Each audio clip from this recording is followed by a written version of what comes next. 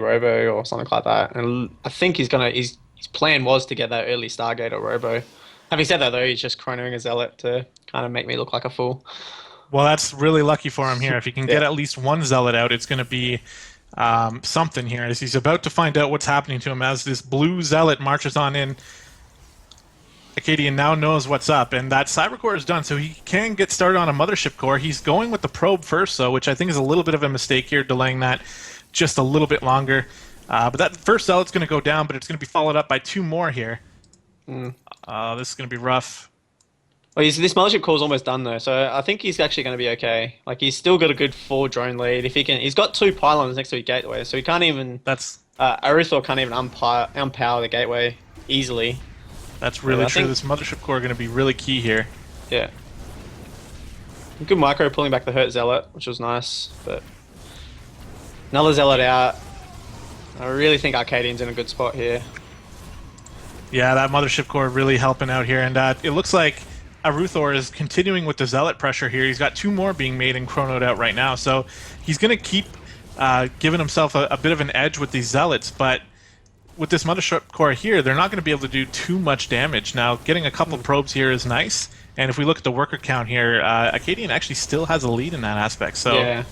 Like Eventually, said, there's going to be photon overcharge, and there's going to be stalkers. Mhm. I really think this is like assuming Arcadian plays well out of this. I think he's going to be completely fine. Still losing some probes here and there, though, actually evening up the worker count. But the difference is we got 3 gateways on the way here. He doesn't have warp gate yet, does he? No, so none of that It hasn't started off stuff. yet. No, He's and kind of lost his probes on gas and hasn't replaced them yet. so we might not He even needs see to get too many stock. stalkers. Like if he gets stalkers, kind of it's just over because stalkers can kite zealots for literal ever. Yeah. Yeah.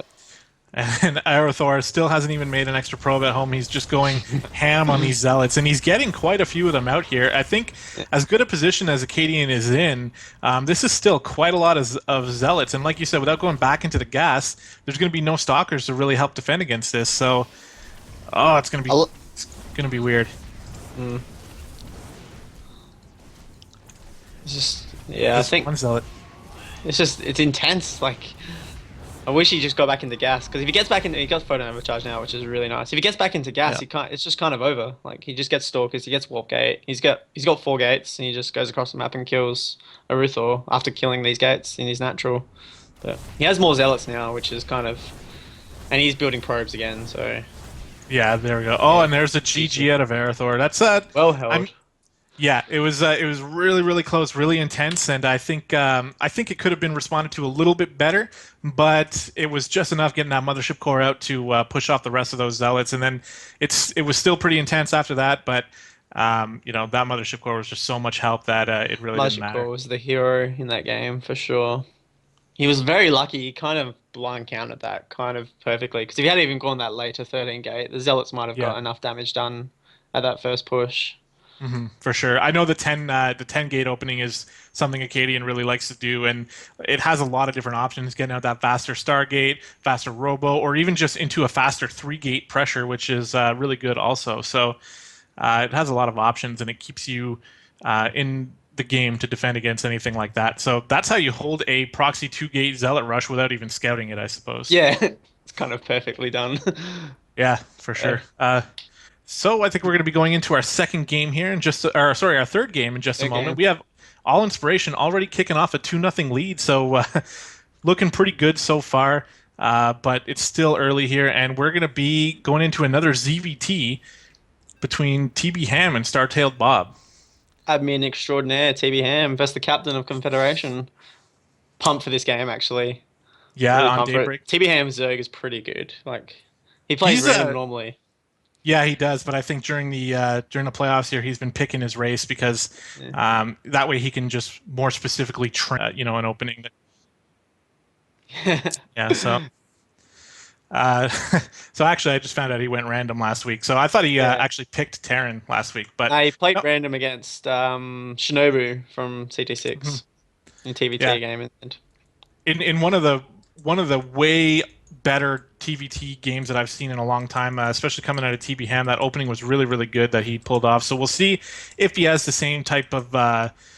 the same type of perfection in this game, as I might as well introduce him in the bottom left corner of Daybreak, spawning for Team All Inspiration, the red Zerg player, TB Ham. And in the top right-hand side of Daybreak, the captain from Confederation, the Terran player, Star-tailed Bob. I always get the picture of like this weird ass dude like sitting behind the computer screen with a massive afro trying to kill Bart Simpson every time he plays. That's hilarious. Yeah.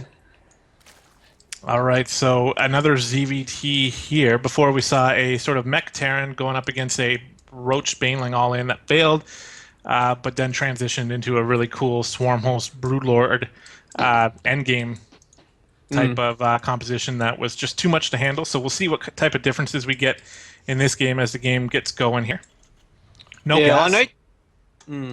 I know TB Ham likes to go Roaches. He doesn't really like to play Ling Baneling as a Zerg player, from what I've been speaking to him. Starto Bob, pretty good turn player. He's playing in the league that I'm running at the moment, and he's on top of his group in a mostly TVT group.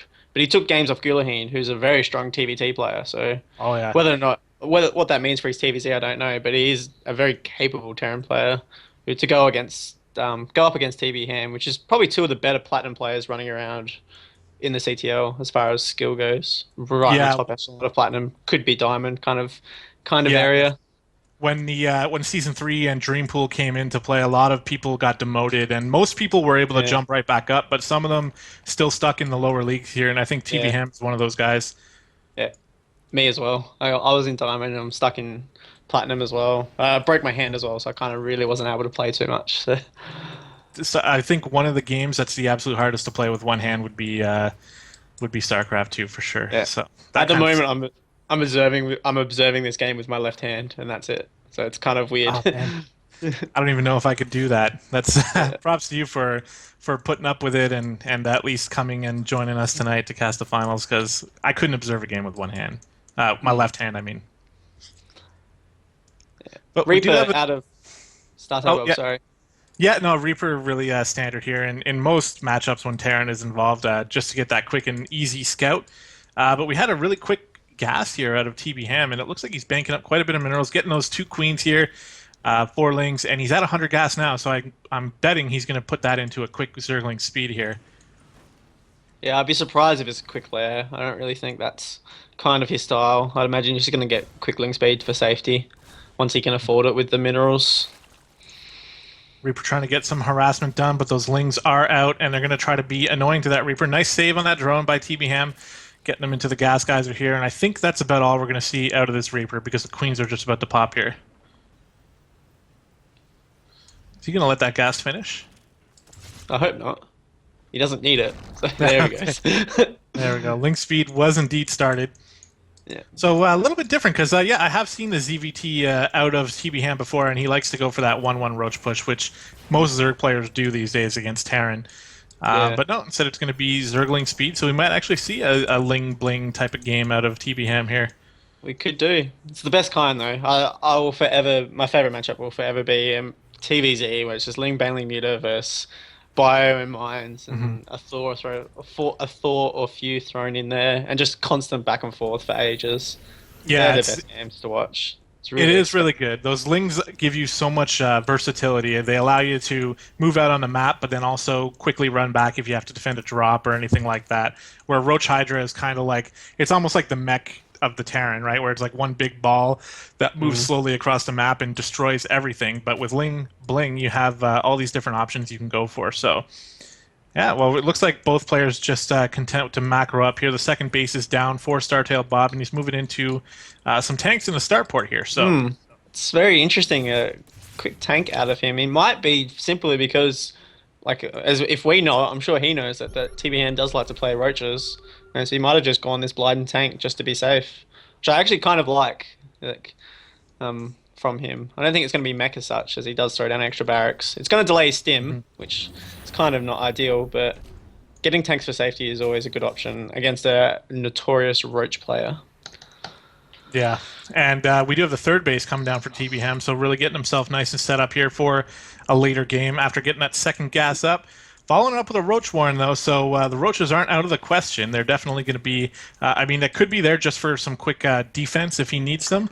Or it could be part of, you know, a Ling Roach all-in, which is definitely viable as well, especially if you throw a Baneling Nest in there with it. So we'll have to see here. With only 2 gases, I don't think Banelings are going to be added as well. So Nah. I like his creep spread. He's already pushed this out to the ramp. He's gonna the next creep trimmer will push it down to the 3rd. Really active about that already, which I've noticed in the games I've watched of his as well. He's got some really good creep spread. yeah, He really focuses on it. there's this screenshot of TB Ham. I don't remember who he was playing against, but it's literally Stark? like He showed me. I think Yeah. so. Yeah, I think it was Ono- Stark. Yeah, Yeah, and Ono the whole map Yeah. is creep. It's ridiculous. Yeah, he does have a lot of APM to spare. It's kind of that's his APM isn't what's holding him back in platinum. It's a bunch of other things, but he does have APM to spare, so he just throws that into creep spread, which is super helpful. A lot of Well, you know, roaches. Yeah, and he's actually got this Baneling nest down that was just scanned by Startailed Bob, so he knows about the Baneling nest. I'm just not too sure how aware he is about the roaches. I'm not sure if there was any sort of mini engagement that opened those up to him yet, but he looks to be pretty well defended on this. He's got a tank on the high ground, a tank behind the bunker. That bunker is pretty empty, to be honest, and the second bunker not finished yet. But these Banelings morphing in here are going to give those bunkers a chance to get filled up and finished, so this is going to be interesting. I think Startail Bob has the edge here in defending this, though. Yeah, the main problem is he doesn't know it's coming because he got those quick tanks. He didn't have Hellions, and Hellions defend well against Banelings just as well as tanks. But not knowing this is coming, not having those backup bunkers is a bit of an issue. Here These it comes. tanks, though, Those bunkers completely empty. The Banes are going to just completely bust through. And you know what? I think I was wrong. That first tank going down super quickly. That second one on the high ground going to be nice, but he's still going to at least force a liftoff here and kill lots of SCVs. yeah, 10, 11 workers killed, which is kind of at least the minimum he needed to get from this. You know, I think he can at least trade okay with this push. If he can, I'm not sure if he can really push up into this funnel with the bio on top and the tank. It's going to be a lot different. He's going to make Banelings and try and shove his way in there. And he's getting this Overlord to try and snipe this tank. That's very, very cool. Yeah, he needs to get that tank, and it looks like he's going to get it. These Banes are going to kill so many SCVs. Oh, getting lifted up by the Medivacs there. Nicely done by Startail Bob to sort of mitigate his losses here, but there's still like 7 Banelings crashing up the ramp here. Tech Lab going down, wall being busted up, and more Lings streaming in to help the cause of the Zerg here as they're going to stream up this ramp. There's still a few Marines and able to do quite a bit of damage with the funnel here, but they're just going to run past. Not an ideal fight for TB Ham, but getting that tank really, like if he didn't get that tank, that push with those Banelings would not have done much at all. Yeah, but these Lings in the main here, they're going to pick off another tank also, I think. Another 9 workers. I think he's done enough that Yeah. like there's still all this bio and Stim is pretty much finished now. So I think like the push is over. As I say that, TB Ham's trying to rally more in, get more Banelings, but Even with Stim and these Medivacs, though, this the amount of Lings here is going to be way needs more. to be on the high ground. I think that's a mistake to push down now. Oh, getting us around on some of these Marines here. The Marines are going to be pretty strong, especially with Stim here. Baneling's not in the fight with these Lings to help out, but I don't know. Lots of bio going down here. A lot of Banelings. So Marauder is tanking well. These Banelings, they're trying to run up into me. Concussive Shell is actually super helpful. A couple. SCVs, yeah. That could have been worse for Startail Bomb, and I think even more. Let's see here. What do we got out of TB Ham? 24 more Lings, so he's definitely trying to get the kill here. He's committing to it. Yeah, the fact is, though, with this third base with 14 drones on it, I mean, he's got a lot of workers here. 50 workers to 19. He can afford to do this and just keep Startail Bob on his back foot. I think he just wants to build up or pool up a few more extra army units, though, so that he can actually get the kill instead of streaming in with low numbers to get taken out by this bio. But Triple mules for the Terran. You can never underestimate that power of the 3cc. Yeah, it's I think TB Ham those last few attacks. I think he just attacked a little bit in like 2 different armies. He kind of just needed everything together to go in all in one go. Should have been ideal. I think so. Yeah, he's still in a good spot here, though. Yeah, but like he's not behind by any means. I just don't think he can kill. Like I think Startail Bob, it has a possibility of coming back in the game. I'd like to see some Baneling speed and maybe some +1/+1. There's a +1 upgrades coming through and a Spire going down as well. So TB Ham switching it up this week, and it's paying off here as he's given himself an insane lead in this game. and it's really his game to throw now. So we'll see. Hopefully that doesn't happen from his point of view. But Startail getting a much needed time to kind of clean himself up and get himself picked up again, and getting that wall rebuilt. So the game's not over yet. I'd like to see TBM take a fourth and go up to that 7th and 8th gas geyser. Just because so he can support both lots of banelings, lots of mutas to defend drops. Because that's really how he's going to lose, is like Starter Bob somehow gets like a ninja expand up, or he dies to drop, or TBM dies to drops. He's already got pretty good overlord coverage to defend the drops. Yeah, and a few Lings and Banes and a Spore Crawler as well, and his main getting ready for that. His third base is still pretty open though, so he's got to be careful with that. But he's still at the point where, okay, here's a macro hatch going down. I thought that might have been a fourth, but he's still pretty much in this point of the game where he can only build, or he only has to build army units. So he can trade pretty efficiently. That is going to be so many banelings. That's insane. So significant amount of banelings, isn't it? 24 on the way. He's already got 12, so it's up to 36. Startail trying to take this third, which is spotted by Ling as well.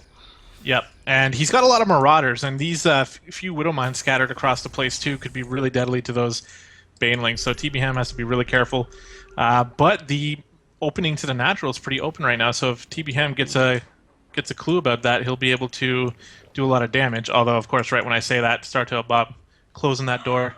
I would like to see him wait till baneling speed. I don't want to see him attack before baneling speed's done, because it's just going to be so easy for the Terran to micro his Marines back and just let the banelings absorb all the hits. Otherwise, if you can wait till baneling speed, +1/+1's finished for TBM. Yeah, and speed is going to finish just after this engagement actually happens. This is kind of too bad for TBM. He's got to back up here. This Widow Mine. Oh, does separate a few banelings off. I like that. Oh, that's a lot of banelings. My goodness me. Huge mine hit, and all these Marauders in really good positions here. These banelings really not doing as much damage as they were supposed to do, and Startail Bob coming up pretty good from that. Yeah, I like that trade for Startail Bob, but it's those little trades that he can take that will get him back in the game. Lings are flooding in now, and if they're 1/1 Lings, good micro here from Startail Bob actually. Yeah, stopping the surround here. These Lings are trying really hard for it, though. The Medevac's helping out quite a bit. Marauders are so tanky. You're seeing that right now. It looks like the bio is going to actually live through this attack here. And yeah, the Startail Bob needs to do that maybe 1 or 2 more times, and he's totally right back in this game. Some mutas killed some SCVs in the main as well. There's actually no mining. There's one SCV in the main mining gas. That's it. There's no mineral. Oh, the third base. TBM stretching his opponent. He's everywhere. Yeah, I know. Jesus, he's getting his third base too, forcing the SCVs to leave and evacuate. This Bioforce is going to eventually be able to push that back, though. But look, the muta's coming back in through the main. Those missile turrets aren't done yet. No, it's not. I'd like to see TBM focus on some add-ons, maybe, if he can get in here. Because there's no workers to kill, so I reckon killing add-ons would be great. Just really slow down that Marine production, if he could. Killing anything, though, is kind of good. It's better than killing nothing. Although I suppose the supply depots, it looks like he's targeting down, are probably the least priority out of everything here. Yeah. But he's going to get out of there with those mutas, not lose too many, and just kind of putting Startail Bob a few steps back again, killing 17 more SCVs in that process. Really nice play here. He's, like you said before, he's all over the place, stretching his opponent really thin, forcing him to multitask. And to give credit to Startail Bob, though, he's dealt with it about as well as you could have expected. Yeah, he's hanging in there for a completely unscouted Roachling Baneling. Well, I wasn't really all in. He was off 3 bases. Yep. Really powerful shove. He's doing well. He's hanging in there as long as he can.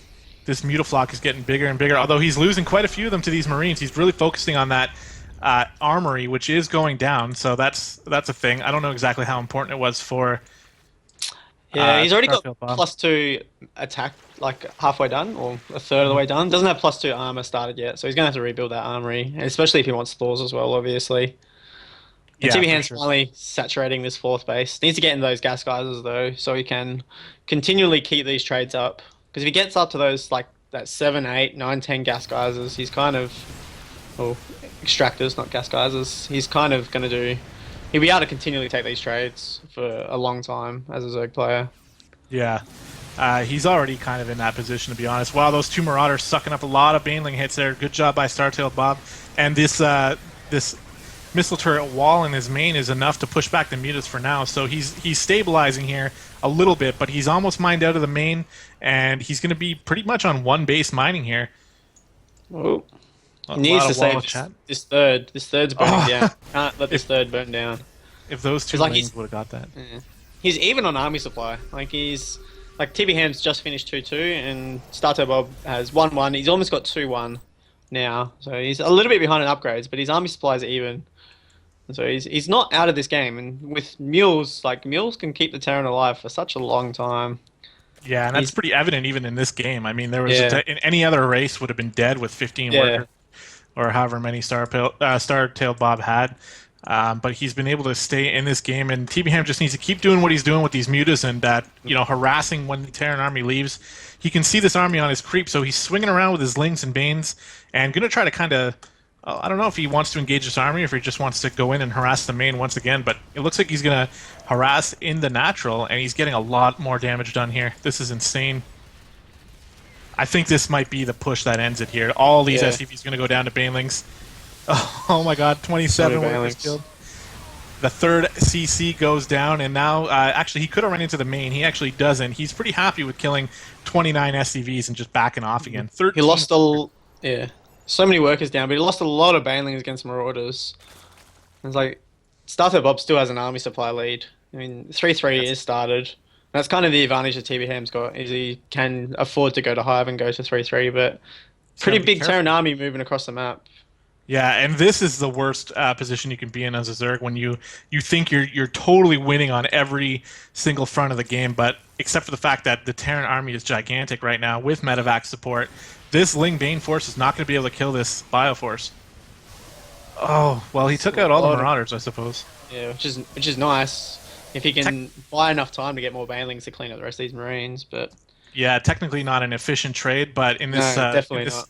situation, the mutas are back in the natural again. They're going to take out that second base. It's really up to these Marines and these few Marauders here to end the game for Startail Bob, and there's a chance that it can happen. He's going to stop 3-3, which I don't think is really going to change the game, to be honest. 3-3 was kind of just a bonus for TB Ham. Mm-hmm. He's slowly trying to clean up this force in his natural. There's banelings rolling in and lings. It's just so little things. I think his banelings are going to do it. He lifts up, and yeah, the army supplies are even, but I think most of the army supply evenness is now just in medivacs. There's Yeah, and a these lot of mutas are going medivacs. to catch. The boost just Oh, they ran are. out. These mutas are totally Oh. going to crush all these medevacs here, and I think that's going to be the tipping point here. That's finally is. And it's a very, very good game. It's a very entertaining macro game, just quietly. It's been the best game so far. Yeah, and it was exactly like you said about the Ling Bling Muta Yeah. play. Just creates awesome games if the two players play correctly, and both these guys playing really well so far. Startail Bob knows the significance of this game, so I think he's going to stick in here till the bitter end. He does have one base and mules, so he could still be in it here, but he's pretty broke right now. Yeah. So I think it's just a matter of time. We have the luxury of seeing everything on the map. Fifth base going Obviously. down. So we know what's up, but Startail gonna try to stick into this and pull off a miracle here. Yeah. That creep Still spread going. still continuing. He's still good. He's getting close to probably what would have been the Terran's fourth if the Terran ever got a fourth on this map. But yeah, There was just a needs to drop make. There was a There a drop drop? down here at the bottom. Yeah, well, he was thinking about sneaking into the main, but he turned around right when he went over creep, so I wonder if he expected to be spotted there, and decides to come back, and there's a GG as soon as... Excuse me, as soon as Startail Bob saw the force that TB Ham had, that was it. So, wow, nicely played again by TB Ham, looking like he deserves to be playing random for sure. Yeah. His Zerg is definitely his best race, though. Is It it? Yeah, allows well, him to- I mean, I think it is. Like, in my opinion. I'm not sure if that's Yeah. what he thinks, but from the games I've seen, I think Zerg is his best race. Yeah, well, I'm just going off what I saw from him last week when he was playing Terran, and he looked really good there too. So, Yeah. could be an attribute to the amount of time he's putting into practicing this week or these weeks throughout the playoffs here. So, just really paying off there, and that's a 3-0 start for Team All Inspiration, which, to be So honest, is long. it's pretty much what we've been used to throughout the season, but. Just because of all the amount of work we've been putting in, but I'm kind of surprised to see it coming to this in the finals here. And to be honest, I'm hoping that Team Confederation can come back a little bit and make the series a little bit more close. But we have Yeah. another game coming up here, set number 4. It's going to be a ZVP this time, so that's going to be different. Little Tramp is a very good Zerg player. for Yeah, Confederation. I hope they actually, get on the board. yeah, for sure. I mean, we want to see a competitive series, right? No matter which team I play for or whatever. I'm Yeah, all about having a good series here and seeing some good games, which we haven't been disappointed on. We've seen some good games already. high They've quality just been games. Yeah, they've just been all going into All Inspiration's favor so far. But this time on Cloud Kingdom, we're going to have a ZVP, and I'll go ahead and introduce the Zerg player in the bottom corner of Cloud Kingdom, spawning in the red for Team Confederation. It's going to be the Little Tramp. And in the top right hand side of Blink Kingdom from All Inspiration, it is Blink SCV. I hope he just goes like 2 gate Blink Stalker. I'm sorry, +2 Blink Stalker all in, just to really round out the whole Cloud Kingdom. Is really good for Blink. His name is Blink. He is Protoss. He should go Blink. That's what I think, at least. Well, we'll have to take a look. This is one player I'm not too familiar with, so excited to see his playstyle on this map here, which, as you said, really good for Blink. This main base is so, like, there's just this entire area where you can just blink in and harass, and then not only that, but when you're trying to run away, you can blink out, and it's just really hard to deal with. So we'll see if that's the direction he wants to go here, and we're going to have a drone scout coming out of the Little Tramp because he wants to see exactly what's going on. I do like I love this. the drone scan. Yeah, me too, because it allows him to see if there's going to be a forge going down, and if he can take maybe 3 bases before Yeah. pool, be really cool. I hope his plan is that. Like, I especially love the drone scout if you're scouting out to see if it's gateway first or not. Because if you see that gateway first, you can go 3H before pool and feel pretty safe about it. If there's Yeah. no forwards. He's getting that scout off right now. So we'll Drone's see- coming down to make the hatch by the looks as well. Yeah, Let's go hatch At first. we are definitely going to see a hatch first, at least. The thing is with this gateway first, it can kind of push you away from wanting to go 3 hatch before pool because of the fact that like a 3 gate or a 4 gate is still possible. And it's still tough to hold. I mean, we can't all be life and hold with, Yeah. 4 queens Just and lings against zealots, which doesn't Yeah. make sense, but he still does it. Yeah, exactly. So I don't know if the Little Tramp is going to feel confident enough to go that far. But there's a drone out here, and it's going towards the 3rd base. And Yeah, it's he has put down his pool, so he's clicking going up. for it. awesome. Which I love. Yeah, me too. I mean, whenever I'm able to, because whenever I'm able to open up with a 3 pool before hatch, or sorry, 3 hatch before pool, you always feel a 3 pool before hatch would be something else, but you always feel awesome, when you pull Yeah. it off, and then it just Yeah. sets you up for like the whole game. So Every time I try it though, I always over drone and then just lose to 4 gate pressure for some stupid reason. I was like, I get to like 20, 22 drones. I scout the 4 gates. I'm like, okay, time to build units now. And then I just build another like 10 drones, and then Yeah. he comes and kills me. And I'm like, why did I do that? Why am I building drones? Like, it's frustrating. because sure- when you have those 3 bases, you just feel like you have to saturate them all too, and like Yeah. before. So it's a trap that you can fall into, but we'll see out of the Little Tramp, see if he goes for that. He is scouting the natural going down, so he feels pretty safe that there's not going to be a 4 gate or even a 3 gate out of this, which is good for him. But Blink SCV just trying to get his macro going here off of 2 base, and then once this once this natural is done, we'll be able to see exactly where he wants to go with his tech plans. Indeed. It's gasless out of out of Little Tramp as well. So still staying, gonna rely on Queens and probably Zerglings to defend any kind of pressure, and a Spine Crawler maybe even as well. Not going to get those quick Ling Speed or quick Roaches or anything like that. This Overlord, well that might get shut down. I think he's going to get away, but the most important thing was the Blink SCV able to push him away before he was able to spot that Stargate. I believe so, anyway. Yeah, Stargate was not spotted, so he's going to be able to do that in secrecy, at least for now. That's in a really good spot as well. That's going to be so hard for him to see that Overlord, because that Overlord's so weak now. And There's a Blink SCV Zergling. knows what it is.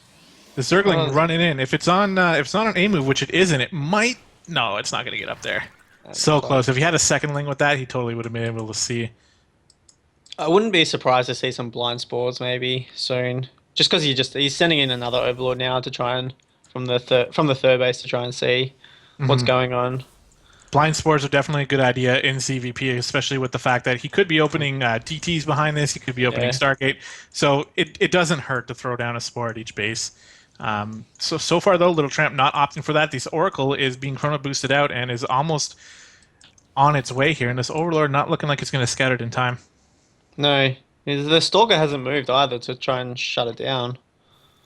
Heading up there right now. I think the Sentry actually is, but the blind spores are going down though, so that's going to be incredibly helpful I like that for reaction. the Little Tramp.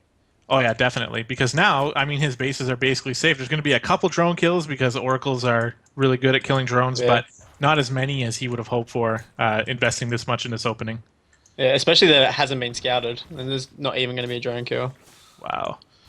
So it's good play from the Little Tramp. Very solid defensive play. He's got the best opening. He's defended against this Oracle.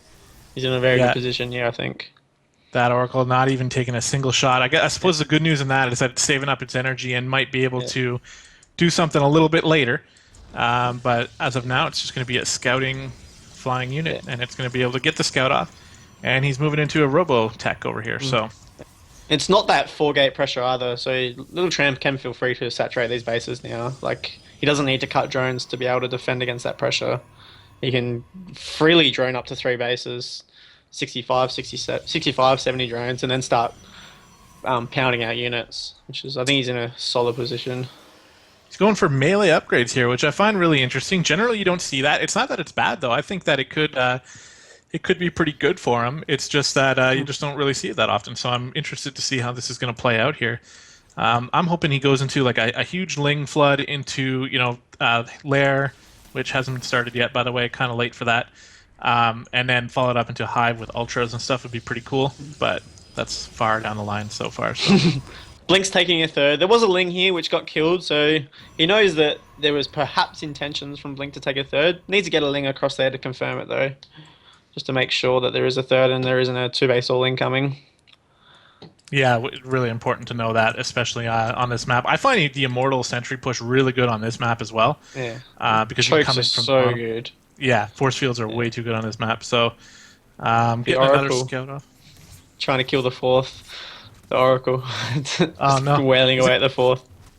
Oh, it's actually kind of close. Got He actually gets to cancel. Wow, but then it's gonna die. Yeah, that was the best the Oracle could hope for. Really shouldn't have got a cancel. Yeah, it did something. More gateways coming through to finish up this wall off on the 3rd base, and the longer Little Tramp goes without scouting this, the better it's going to be for Blink SDV, who is not going into Blink. He's actually just going into regular Colossi gateway play here, which against the pure Ling style that we're seeing so far, it's going to be really good. Yeah. That's a lot of Lings, though, moving up towards the 3rd base, and you know timed out well with 1-1 as well. Yeah, he's totally going to be able to get a lot of damage done here. He might even just take out the 3rd altogether. Blinky SCV's turning around and then realizing, he's changed his mind. He almost caught a Colossi out of position here, but great move by Blink SCV to move it up onto the high ground. Instead, he's going to take out that 3rd base and just run back home and defend his 4th base, being harassed by so many sentries here. A lot of force fields. We'll see how good his force field control is to defend against these Lings. If he can get that donut going, he's losing a lot of sentries. Already lost 2, I think 3. And he's not going to... Yeah, he gets a recall and doesn't get a cancel. That's unfortunate for Blink SCV. Yeah, he gets a recall, but he lost all the sentries. Yeah, well, did he lose all the sentries? He didn't even save a couple. Oh my god, wow, that's terrible. Because now he's got to start from scratch with low energy sentries, and it looks like he might not even be interested in building them here. We'll see. Just going with Stalker, so he's going to have Zealot, Stalker, and 1 or 2 Colossi here, and there are so many Lings. How many Lings are there? There's 74 Lings out on the map. That's a significant amount of Lings. And Hive's on the way, which I would probably think is for Vipers. Could be Vipers, it could be Ultras. He's getting, I don't know if it's going to be Vipers, because he's getting pathogen glands for his Infestors here. Infestors.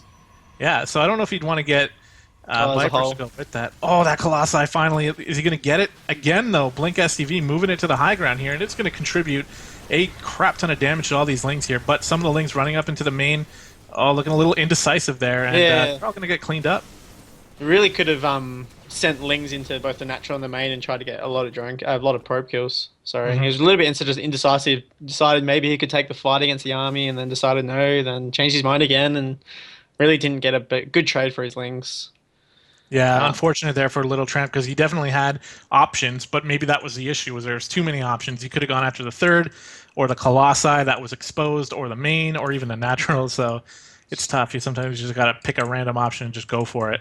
yeah. Infestor's on the way. Um, 11. yeah. That is so many. And Adren there's the Ultra. yeah. Ultras and cracklings. Adrenal glands is on the way as well for the Lings. These The guys are Lings. so strong against Protoss Yeah. in the end game.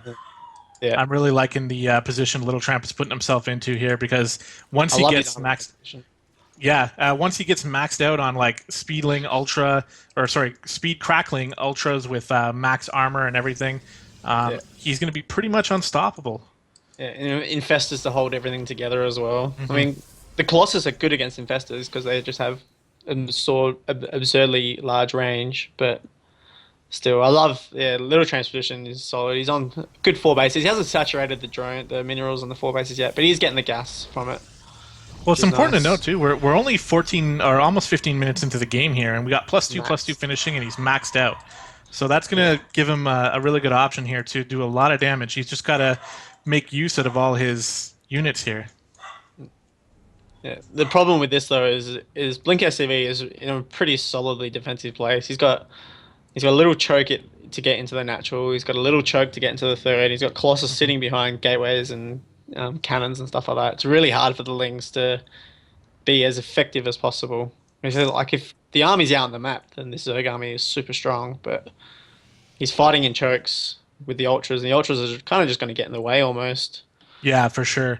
I think what we're going to see here is an attack, and he's going to notice how defensive Blink STV is, and then he should back off and grab a couple expansions here because he's only Mm, on four bases. He could easily take a fifth base here without too much yeah, hassle.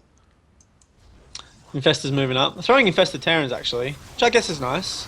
Yeah, a lot of these. That's a lot of infested Terrans, actually. A couple infestors going down. These Ultras are effectively getting in the way, as you said before. Yeah, Not doing too much, but the force field's not doing too much. That one Ultra just canceled almost all of them. the And Ultra yeah, he sacrificed his life for the sacrifices greater good. life. The Colossus are kind of just dominating this fight though, sitting He behind doesn't. this kind of wall. He doesn't have enough ultras yet, and they're not maxed out on armor yet, which is going to be happening soon, though. The Dark Shrine, by the way, coming down here for Blink STV, and I really like that choice. We do have a Ling run by over at the Natural as well, taking out that wall off that Blink STV had set up here. So maybe opening in an avenue for attack, and at the same time coming back into the third base, and there's less defense here now, but Void Rays are starting to get pumped out, so very Yeah, helpful. and I don't think that. I think Blink SV needs to pull back. He shouldn't be out here on the map below this natural. Because if he comes out on the map, that's when the Zoe player is going to have a good time. Because that's where he wants to be fighting out in open Right. spaces. Make use of those lings. Get all his ultras involved in the fight. Yeah, for sure. And it looks like he's just trying to move back and forth here. Blink SCV a little confused, moving his Stalkers and Colossi down to the bottom side here. Meanwhile, Little Tramp just totally took out the third. I'm not too sure To get why the those third. units were going that way. Hmm. I think It's a bit of it. he was expecting some head games there, but it actually wasn't there. He just head gamed himself into bringing himself It out could of have position. even. It could have been the Sim City a little bit. He might have just A moved behind, like down like the little Oh sneaky yeah, passage, and the army might have derped out a little bit and just kind of gone around instead of fighting. that's true. Yeah, that's Yeah. one of the flaws of A moving for sure. As an army lead now, and he's taken a fourth, is Blink SCV. And Little Tramp really needs to saturate this fourth and take a fifth. Like he's Yeah, he should have been. oversaturated. He should have been expanding like crazy behind that, actually. He had so much time here. And the longer this game goes on, the better it's going to be for the Protoss. But still, things looking pretty good here for um, Little Tramp as he, well, I don't know, this Stalker, or this Protoss army's maxed out and moving across the map here. So we'll see. So this doesn't have much really to fight these Colossus though. I mean, Ultras are good against Colossus, but it's not ideal. All those infestors are dying very quickly. There's even a Warp Prism here that's not really doing anything right now, but it could be warping in reinforcements. The Hydra Switch, not really at the best time here. These Ultras, though, are finally in a good Ultras position. finally have done some work. Yeah, it took them forever to GG, get just into like that. that. Wow. Wow, that was that's all it took, I guess. So the overall plan was really good for Little Tramp. I think the execution was here and there, but he did end up getting that third base, and that was a lot for Blink STV to come back from, as he had to rebuild that. and then he probably felt like he was so behind, so he went out for an attack, and then finally the Ultras were able to get into a good position to get something done. Yeah. I don't think he needed to attack. I think if he had to stay back, because he was taking his fourth behind that, and Little Tramp was only on 4 bases, and a Protoss is even on with the Zerg on bases. And he was down in upgrades, which is nice. But if he Sim Citied up that fourth base and sat behind it with Colossus again, and just continually forced the Zerg into bad engagements, because he did like the Yeah. Zerg was staying on Ling Ultra, which is really reliant on getting a good engagement out in space. Yeah, As and we, it would have given him some time to transition into maybe some Immortals or some Void mm, Rays.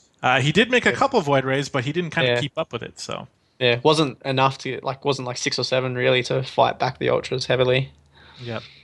All right, so that's going to give Team Confederation their first win of the series. Going to bring the score to 3-1, and it was really well played, I think, by both players. Obviously, the Zerg player played a little bit better to get the win, and I liked his plan right off the bat. So Yeah. it was a lot of fun to watch and to cast, and that's going to get us set up for set number 5, which is going to be on Shakura's Plateau, coming right up.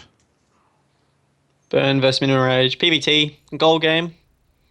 Yep. Be a solid game. Minimum Rage fielded quite a bit for All Inspiration, 8 times so far. Yeah, Regular player for you guys. and he only had the one loss, I think, during the regular season. Is that right? I Yeah, think so. seven and Yeah. one. Yeah, Minimum Rage, if you haven't seen any of his games yet, it's going to be a lot of fun to watch, especially against a Protoss here. We'll see if he goes with what he's done in the past. Or maybe, though, knowing that it's a incredibly important matchup here, he might switch it up. We'll have to see. But I'll go ahead and introduce him in the bottom left corner of Shakura's Plateau, spawning for Team All Inspiration. It's going to be the Red Terran Minimum Rage. And in the bottom right hand side, spawning close by air from Confederation, it is the Protoss player Burn. What does Minimum Rage like to do in TVP normally? Well, okay, so from my experience of casting his games, he usually opens up with some sort of one base drop play into a relatively fast expansion after that, usually involving either Hellions or Widow Mines. And then He likes after the early that, factory.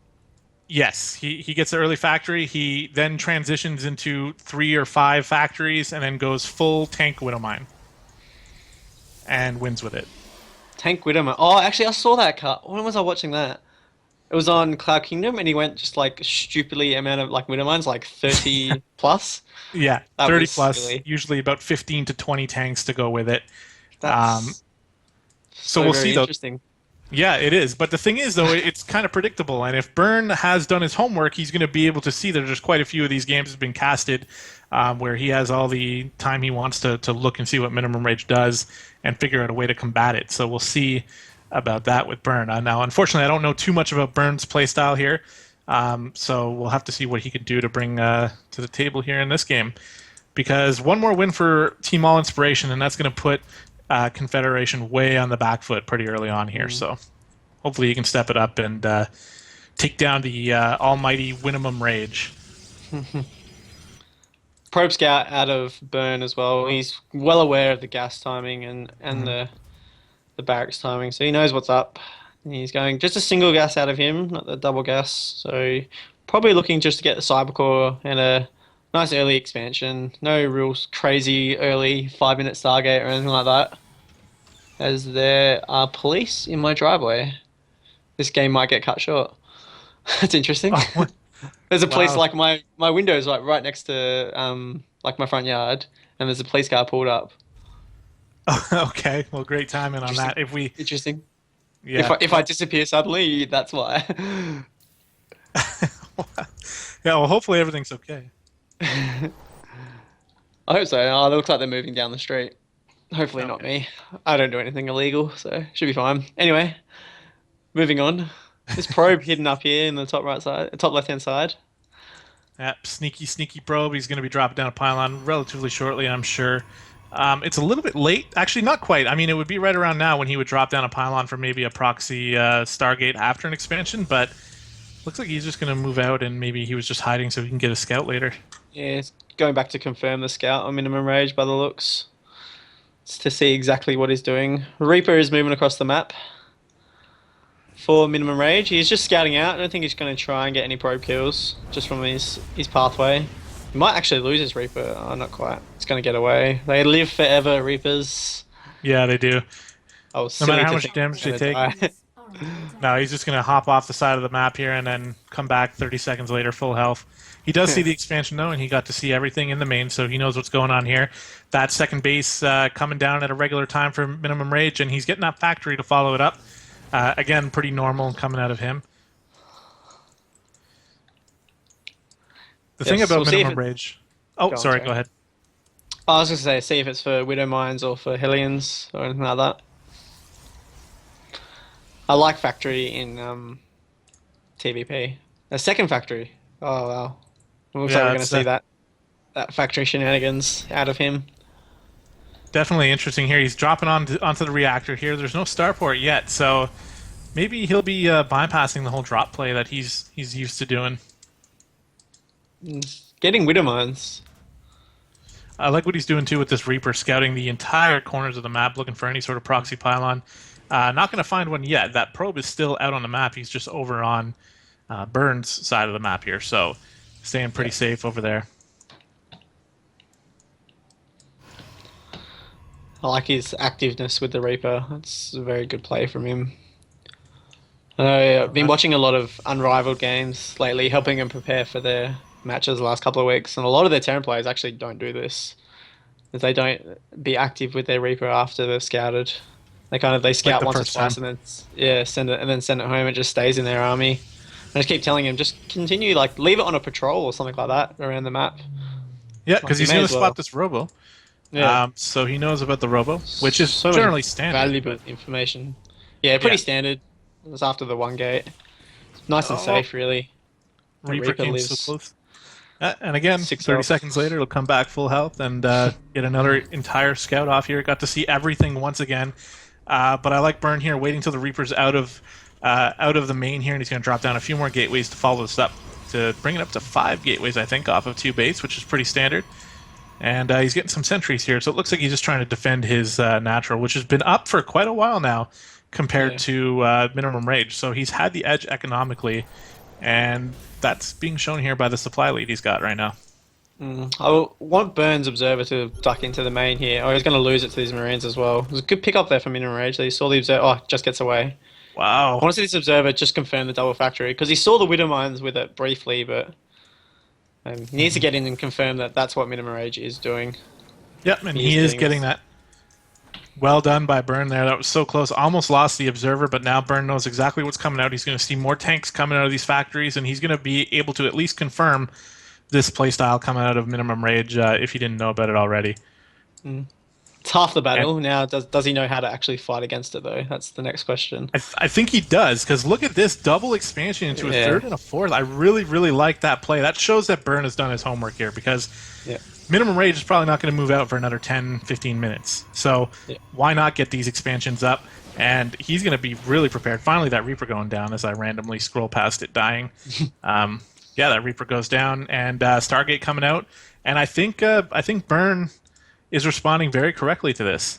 Yeah, I don't know if like these guys are gold players. I'm not sure if it was him that came up with this response or if it was one of his like the high league players on Confederation practicing with him and telling him, all right, if he does this, go take 2 expansions, go up to Right. Stargate, and get Tempest and get Void Rays or Carriers or whatever the choice may be. I actually want to see Carriers, to be honest. It Carriers could are, be. I yeah, think it's like going to be Tempest, though. I'd put my money on Tempest over Carriers.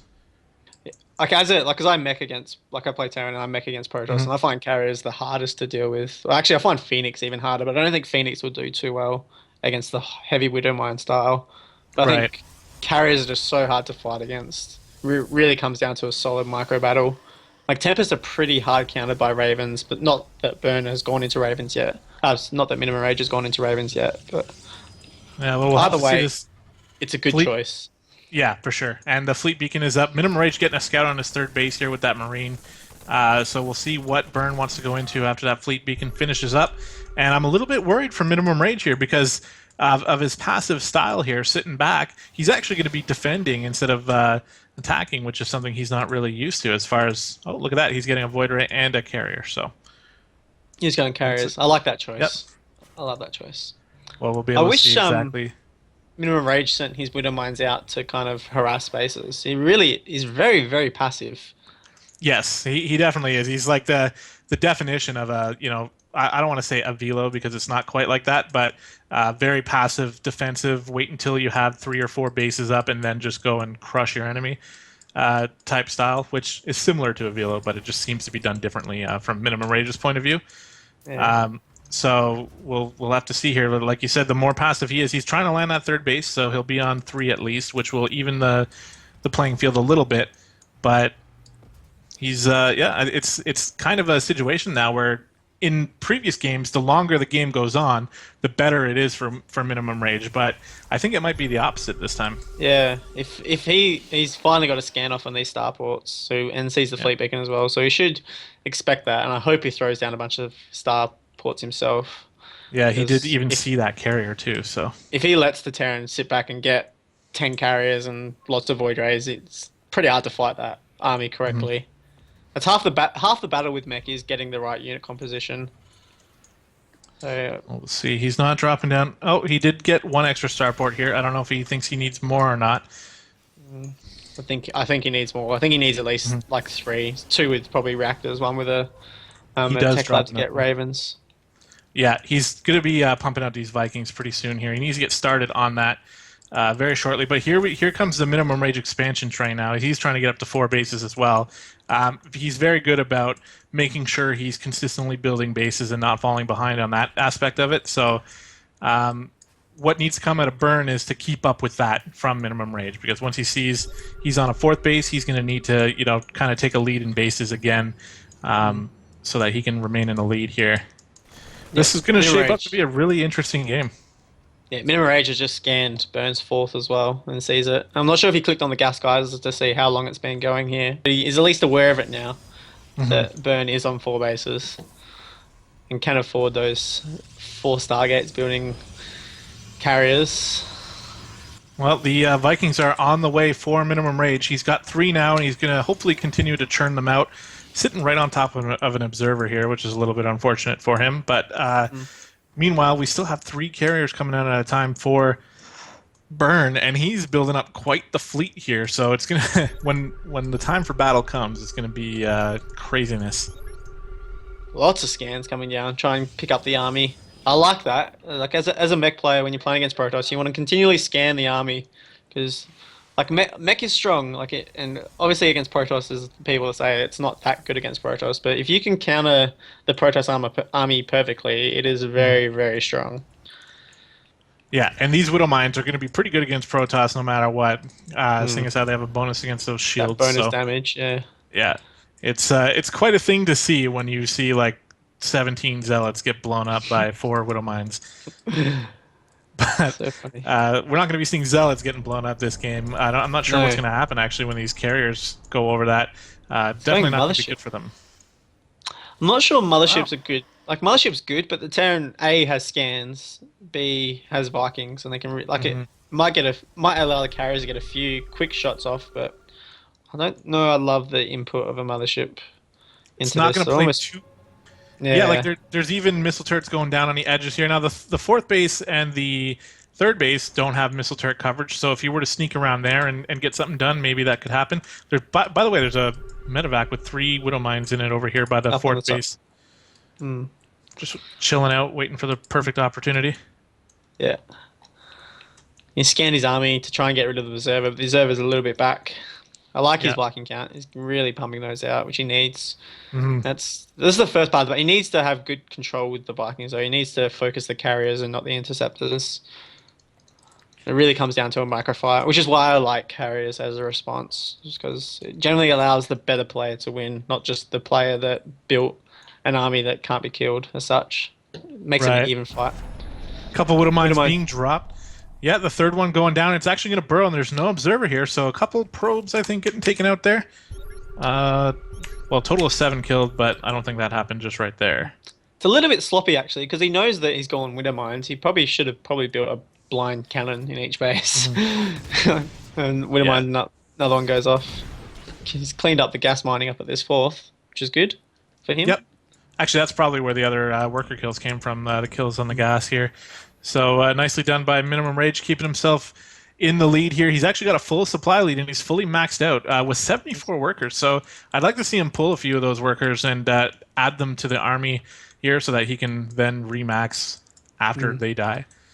But It's we'll have to still, I'm see. not sure, like it's a big army, but I'm not sure it's an army that can kill the Protoss, the amount of carriers there are. Like if the Widowmines don't kill the carriers all at once, then there's only a few Vikings left over. Like I think he really needs to almost turret push, hilariously. Well, here comes the push here. I just saw Burn select his whole army and get it all together here. He's got 5 observers with this army. A couple Vikings moving out to quickly die, but they do get the scout off here. All these Widow Mines are hiding. Oh my god. He killed like almost all the interceptors, but he actually killed almost all of his own Vikings with them as well. But luckily, Yeah. following up with a few more Vikings here, this is going to be nuts. There's no more observers though. These There's tanks no are pretty observers. useless. Wow, Yeah, exactly. this is gonna be Carriers. insane. So good. And the mothership is going down now. It didn't really help. His Widow Mines are about to reset though. He really needs to get out of dodge. He's just These sitting Widow right on Mines. top of them. These Oh, my Widow God. Mines. Oh no, please move, please move. I don't want to see all these carriers start at Widow Mines. I totally would have loved to see that. It would have been great. It would have sucked for the Protoss, but it would have been very entertaining to watch. He's This actually is the going to problem. move these. He's going You to try to need get to these get Widow these- Mines underneath, but they're going to take a lot of carrier shots here from the interceptors. Couple going off here, not too exciting so far. Vikings Doesn't have streamed in. Yeah. No, all those Vikings died really fast here. It's all up to these Widow Mines, and I don't think they're going to have the power to do it here. And actually, Minimum Rage really doesn't have that much left to follow this up. This is so many carriers. That's the problem with mech. It takes so long to remax the army. Definitely, and he's trying to get as many Vikings and Ravens and Widow Mines out as he can, but Carriers just Oh, flying okay. over the mines. Don't even care anymore. so close. Takes It so was long like to kill 10 him. seconds later. What are the upgrades on the air? He's got 2-2 on his air. Yeah, he's That's been. He definitely made the right choice as soon as he confirmed what Minimum Rage was doing. That quick double expansion into 4 bases and then 3 Stargate story into these carriers seems to be the correct answer. Yeah, he needs to get an observer so he can kill the mines, which would be nice, but I guess that's doesn't really matter. I just don't think these Widow Mines can kill. Like, they're going to kill interceptors, which is good. And the Protoss is kind of broke at the moment because he has to keep rebuilding the interceptors, but Yeah, but killing he these can't carriers. He can't get underneath them fast enough. Taking out all the bases of Minimum Rage as well, and all Minimum Rage really has is a couple a handful of Widow Mines. He's trying to get a nice little set of units back at his natural here, but he's got no workers mining from the natural. The 3rd is gone, the 4th is gone, the 5th was gone as well. So he's like his income is 360 to 400 minerals per minute. So really not Look at what he needs. I love Burns' like income. He's going at 1,400 minerals per minute, but I haven't seen his minerals get over 100 for a long time, just because the interceptors keep rebuilding. They keep Yeah. dying to these Widow Mines. Why not, though? It's an effective way to spend your money, right? These Widow Yeah. Mines, the only thing they can really do is scoot underneath these carriers while there's no interceptors. But right here, so many Widow Mines going to die here. He's not even burrowing them. So many interceptors. Oh, man. Just not looking too good for Minimum Rage here as Burn has got the fleet, and he's just... He can pretty much do whatever he wants at this point if he wanted to get another base up or continue to make probes, because his probe count is relatively low for this point of the game and trying to sustain, max carriers, but he's actually getting that observer now and a couple more carriers, and I think that it's going to be pretty tough for Minimum Rage to come back into this one. Yeah, it's so hard for him to rebuild that army. And I think this is the problem with the Widow Mines. They only shoot once, and then they have a cooldown. Like, it's not a continuous fire. Mm-hmm. Like, it's good. It's good as a gimmicky build. Like, but if Burn prepared, which it appears he has been well prepared for this game, Yeah, totally. it's very difficult for him to win. Yep, this SCV trying futilely to get that missile Well, turret he up. might lose his, can't lose his observers. Oh my god, you see that? Yeah, That's insane. He's killed all the interceptors. Killed And all his own Vikings. Vikings. Yeah. It's just so random. It's such a risky way to play. Well, the Hashtag thing is, like classy. when your opponent doesn't hard counter you right away, that this play Yeah. has been proven to work. But like Yeah. we've already said, Burn was extremely well prepared for this, and that's kind of the, it's one of the cons in being a I don't want to say it's a gimmicky player, but I suppose it does kind of fall underneath that category. When you Yeah, do the same thing every week, it's really easy to scout, and then you can't really be mad when the other guy just totally destroys you because he countered you. yeah. And I think that's what's happening here. I mean, I don't know what Minimum Rage can do to come back into He, this. he's on top of the production. That's really kind of it for mech. Once you kill the production, it's hard enough rebuilding your army, but then to rebuild all your infrastructure as well, Yeah, it takes way too long, way too much gas. And he's got lots of gas banked up, but he's really just not mining enough at the moment. Oh, those Widowmine shots on the interceptors are very entertaining though. they are. But they just get remade so quickly. Yeah. Yeah, His this average is- unspent resources at the end of the game would look pretty good, I think. Just because he's Yeah. continually spending all his money so quickly. Yeah, for sure. He's got a huge gas bank as well, though. But Yeah. it doesn't really matter at this point. It's just a matter of time before the Yeah. GG comes down. But again, as we said before, knowing the importance of this game, Minimum Rage is going to try to do whatever he can. He might try and hang in there because the nature of Widowmines, he might get a few off, as he says. GG. He might have got a few off and killed all the carriers, and then he'd be in an excellent position. But GG called. As, That was fun, though. I mean, that's was so now very- to all of Minimum Rage's past opponents who were wondering like, how the hell do I deal with that? That's pretty much how you do it. So carriers are the answer. I'm telling you, carriers against mech are very strong. yeah, well, I never really please seen don't it go in carriers action. against me. That's hilarious. Yeah, so we all know how to beat the famous Minimum Rage there, and that's a little bit unfortunate for Team All Inspiration because that's the second win now for Team Confederation. That's going to bring the score up to 3-2, I believe, right? Yeah, 3-2. We got a PvP next as well, and PvP is coin flippy as hell. Who knows what's going to happen? I really, really hope we get to the ace match with it tied up It for would- all. It That would game be, would be so very epic. yeah, Especially both players are so very good as well. Like Lando, super good Terran. Sirentt is a super good Protoss. yeah. Well, I've seen Siren in week 7 we played against him, and there's a lot of walkovers that week. But Siren TT was one guy who showed up and was able to push Stark back, so he took a win off of Stark, and that was really well played. So we're gonna see PvP here, as you said, and we should just jump into that one right now because it's going to be on AllIn Waste, featuring a couple good players here. So looking forward to getting Smoke. into this one. And the operator, Yep. both pretty. Well, Smoke is a pretty regular player for Confederation. Played The most weeks so far. The operator didn't play too much this season, but having done a race switch in the middle of the season, I can totally understand that. Used to play Terran. He was pretty good at Terran, and then decided to go back to his old Protoss roots. So we'll see. Last week he had a really good game against a Zerg player. We'll see how good his PvP is. And while I'm talking about him, let's go ahead and introduce him in the bottom right corner of AllIn Waste, the red Protoss player spawning for Team AllIn. It's going to be the operator. And for Confederation, he's team down by only one map now, trying to tie it up. The Protoss player in the green, it is Smoke. I like Very that key name. game. Oh yeah, it's hilarious. That's a good name, Smoke. I've actually noticed that, like the games I've casted, there's been a lot of really clever names. Yeah, I've Very noticed that creative. too, actually, and not really coming out of my team. It's more coming out of the opposing teams. We keep finding all these really funny names, and Smirk is definitely one of them.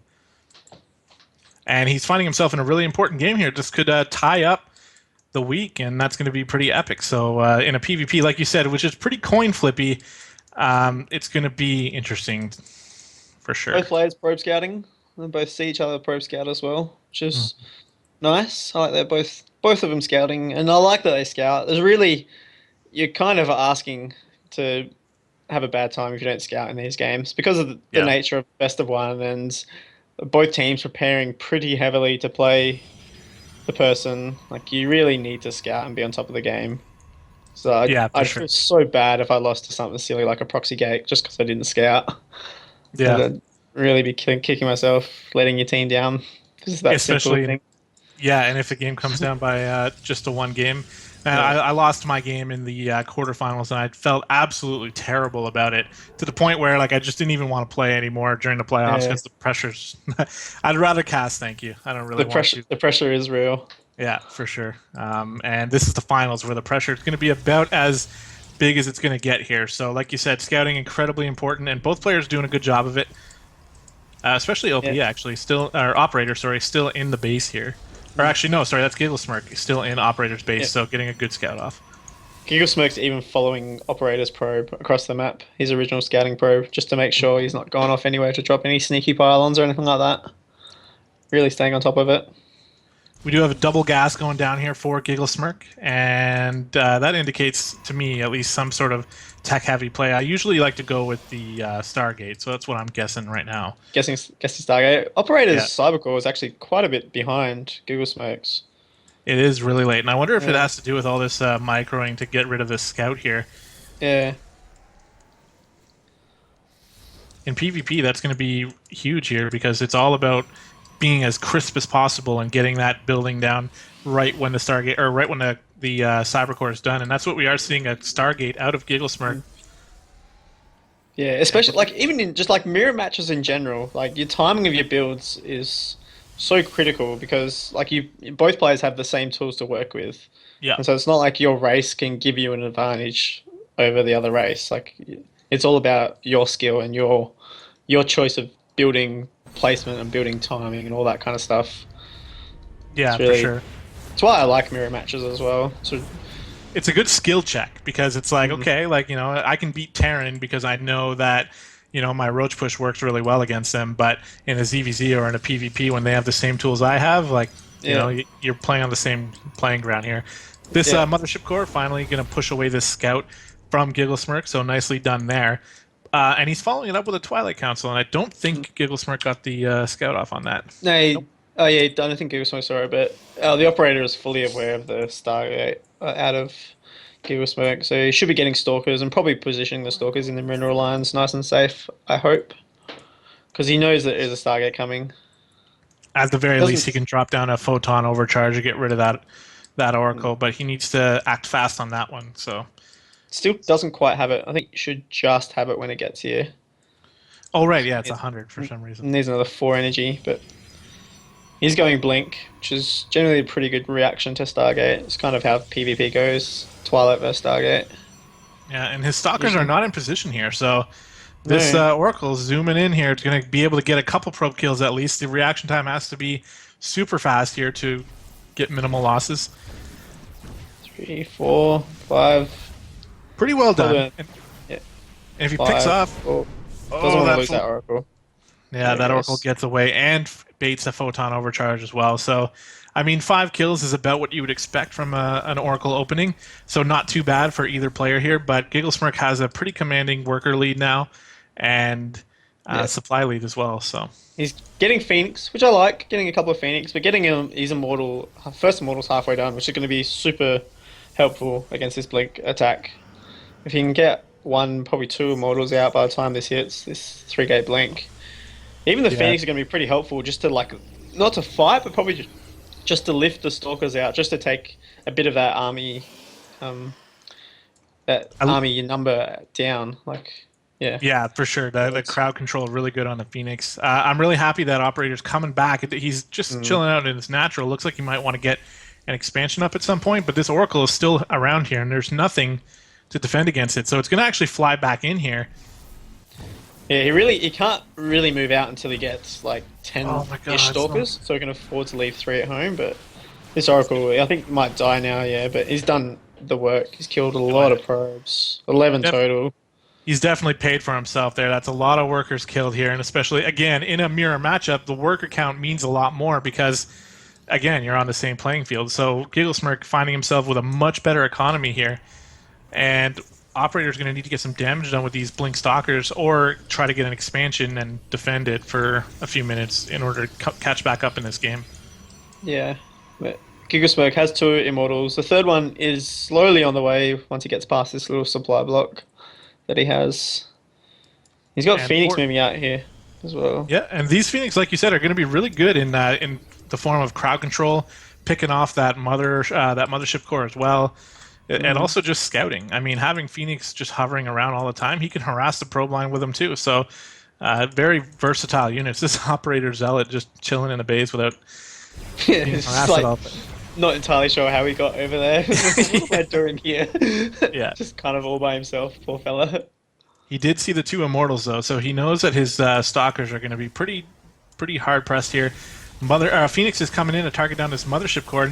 Oh, they Does might get get it.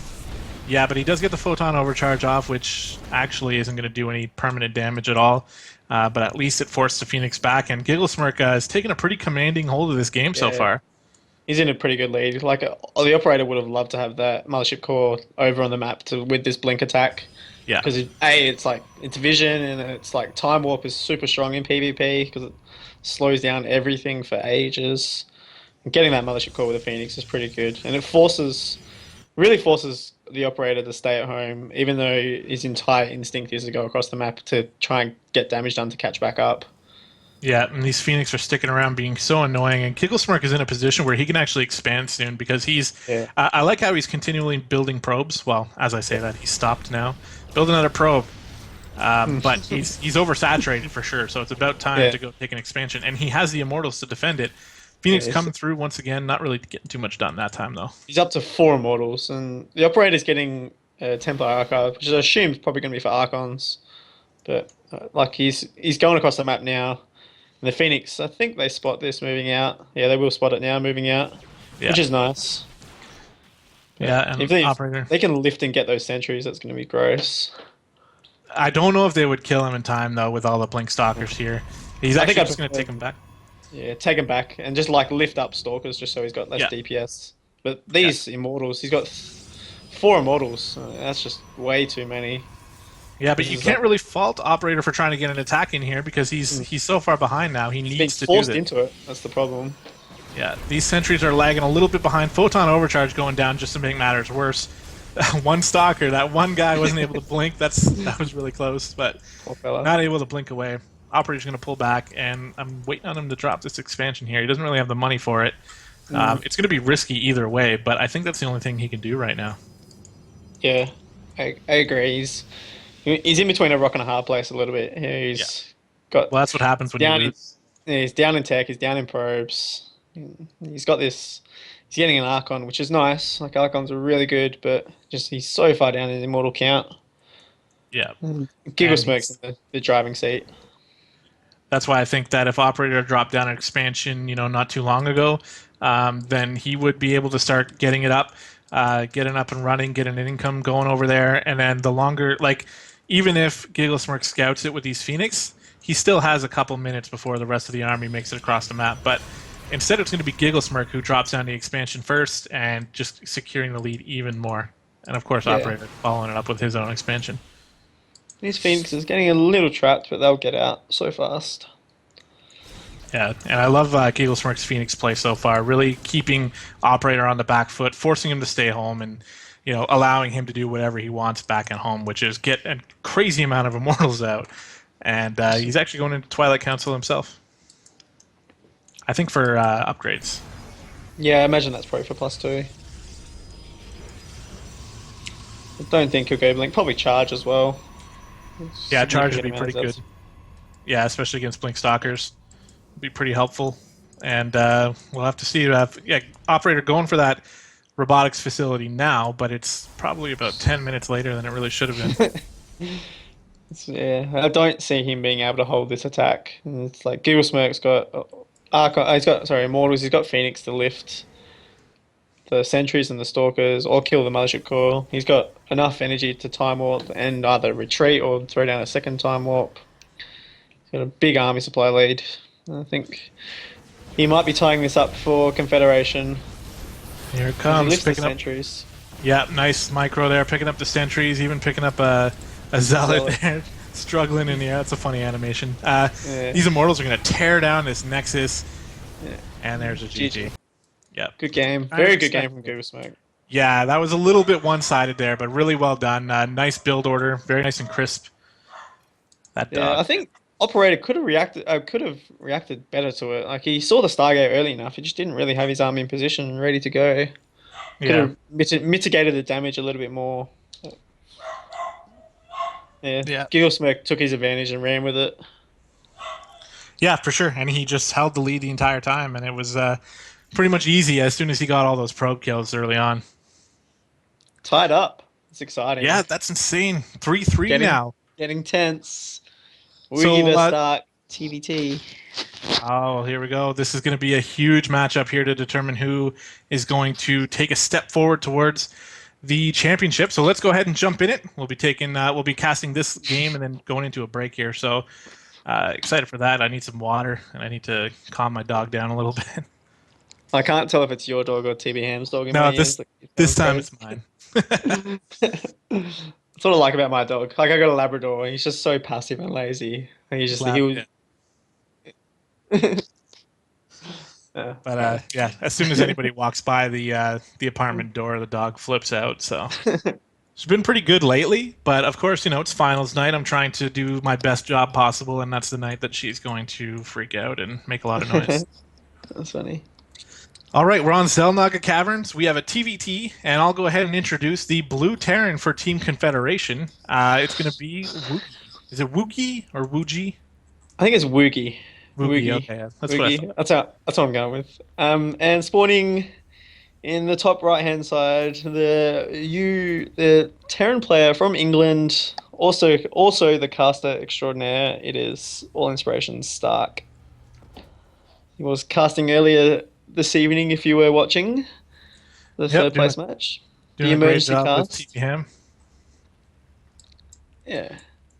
And that's the thing about Stark, really. If you got to describe Stark with one word, it would be helpful or always Helpful. around, which is like two He words. seems But he does seem like that guy. He seems like the guy who's just always in your chat who knows heaps about stuff that can just tell you any answer about any race. About and the not game. only that, but also, oh, you have questions about holding off oracles? Here, let me throw oracles at you for an hour. And he like absolutely willing to help anybody. He's basically the main coach for Team All Inspiration in terms of practice games and going over replays and helping you out there. So it's worth noting Stark's been a baller for Team All Inspiration and really helpful. Unfortunately, as has kind of been the case during these games, I don't really know too much about Woogie. For all I know, Woogie, he could be the exact same as Stark. So I'm sure he's a baller in his own right. We're getting some Reaper cheese out of Stark, channeling Canary. Oh man, I've played against Canary. I don't like it at all. It's Canary kind of destroyed me 2-0 with Reapers. So I wonder if Stark's been practicing that with Canary. As Reapers are very good on this map. That is definitely probably true. Canary and Stark are kind of like boys on the team. They definitely hang out together a lot and practice their cheeses, and they're really good at it. So we're going to see exactly how these Reapers turn out here. And the thing is, though, same thing, well, not quite the same as, like, let's say with Minimum Rage. Stark has shown cheese in the past in the CTL, so Woogie may have scouted that out of him, but he also mixes in standard play, so going to get that SCV building the factory to delay that a little bit and hopefully get this Reaper out of there without taking too much damage. He's pulling all the SCVs off the line, or almost all of them. He needs to get this factory up. This factory is the key to this. If Woogie can get factory and Hellions, then this cheese is kind of over. But if Stark can deny this factory as long as possible, he can get enough Reapers to kind of snowball this into a victory. It'll completely come down to this factory, I think. Well, if Stark can get that, if he can get that bunker up, which he's trying to do here, and that'll help against the Hellions. And it looks like that is so many SCVs pulled off the line here, and he's killing many of them. It's all well and good getting the factory, but if you don't have the income to support building Hellions, then it's not going to go well. Two more Reapers on the way to follow this up. That SCV is going to have some trouble getting that bunker up. That's really important to get that bunker up. I don't think it's going to happen here. It gets picked off. And 3 Reapers now, so 2 Marines and a Hellion. I really like Woogie's position here. 4, actually. You need to get that Hellion healed up from the SCVs. Oh, trying to micro his heart out is Stark. He's going to be able to push back that Hellion for now. He is getting it repaired, which is really smart. And a second one on the way out. Those other 2 lining up. Yeah, that's unfortunate. I don't know if this. I lost another one there. Yeah, Woogie still has a worker lead. He hasn't lost. He's still got a 2 worker lead, and he's building SCVs. I'm sure. Yeah. Yeah, this he's is not up this Hellion. Second Hellion's almost out now. And I think that's about it. Yeah, I think Woogie's held this. Well done. Stark might try and keep building Reapers for another kind of last-ditch attempt. But I think Woogie's got all the tools he needs to defend this now. He's in a good position, a very strong position. Yeah, I mean, he's getting a starport up. He's continuing to build SCVs where Stark is doing that. Actually, he hasn't built anything. Oh, wait, no, here we go. Yeah, SCV on its way out. It was the Orbital Command was building, I think, that stopped him from doing that. But trying to macro out of this, but it's going to be so hard. He's not in the best position to macro out of this. And Reapers can get utility. If he can... I actually really like Woogie's building placement. Kind of thing. He's going to force the Reapers into a bad spot. They try and take this head-on fight against Hellions, which is not going to work well. No, a couple of them going down, and that's the thing. If he was able... Chase now. Yep, and he lost another Hellion going down over here, so he only has 2 left, and that's really, like... You can't lose Hellions with this type of opening. You have to be able to pick off a unit and escape. Pick off a unit and escape. The more Hellions you lose, that you're basically sealing your fate here. More Reapers, you mean? I assume you're saying. Oh. Building a factory and a barracks back at home. I think we've lost... Yeah, I'm I here. think we lost... Oh, okay. There might have been a little disconnection there for a second with Skype, but everything up and running. Woogie has this medevac. He has 4 Hellions and some Marines, so you can go across the map now and do some economical damage, even though he's already ahead on SCVs. Yeah, he's getting that scan off now. He sees the factory just finishing and the starport just going down. He knows... Make him feel super confident, I think. Yeah, exactly. He knows what's going on, and that's exactly when he's going to go ahead and move across. If he can pick up extra Reapers at the same time, that's just bonus. These Reapers are going to try to get something done here in the main of Woogie while Woogie's army is out. The Viking lands. The Viking... Actually... Oh! That kiting by that Reaper is pretty good. It's so good. I think we should be watching the damage that Woogie's about to do to Stark here, though. Those Reapers... Oh, he needs to get those Hellions up in the main. He's using the vision for... Yeah. Yeah, this actually is being held pretty nicely by Stark, to be honest. Here come the Hellions, though. That's where the damage is going to be done. Mm-hmm. He has his bunker. Yeah, we can just move and kill the SCVs now. That's the problem. Yeah. Yeah, a little bit unfortunate for Stark here, as Woogie definitely knew how to react to this Reaper opening. The Reapers back in Woogie's base have been pushed away by that Viking, and all the SCVs going down for Stark now. Those Hellions getting lots of red ones as well. Only a few more shots, and it's going to really snowball. Oh yeah. Well held by Woogie. He's got a massive lead now. Only 7 workers for Stark. Excuse me. Throat is dying. Woogie taking his command center, and really he can just sit back and defend.